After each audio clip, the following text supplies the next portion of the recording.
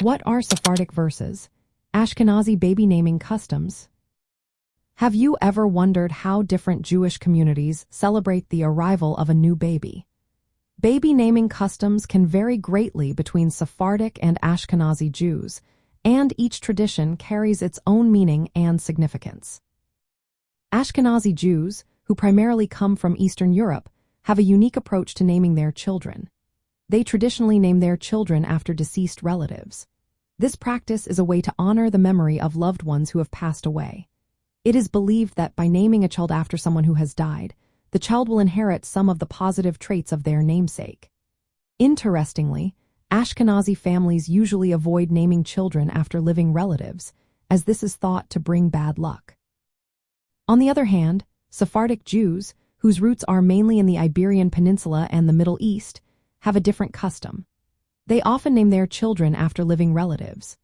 This practice helps to celebrate family connections and strengthen bonds with those who are still alive.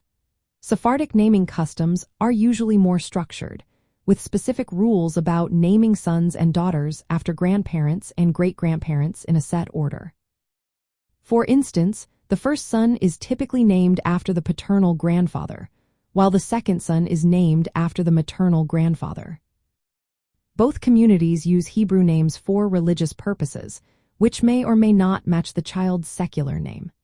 The Hebrew name is essential for synagogue ceremonies and is often structured as the child's name followed by bar, for son, or bat, for daughter, followed by the father's Hebrew name.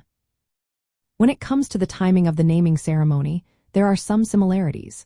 Boys usually receive their Hebrew name during the Brit Milah, or circumcision ceremony, which takes place on the 8th day after birth.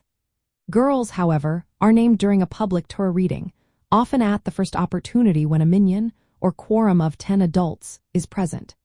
This practice highlights the importance of community participation in significant life cycle events.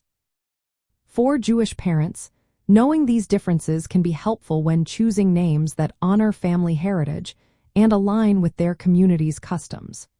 Whether following Sephardic or Ashkenazi traditions, the baby naming ceremony is a meaningful milestone that connects the child to their family history and Jewish identity.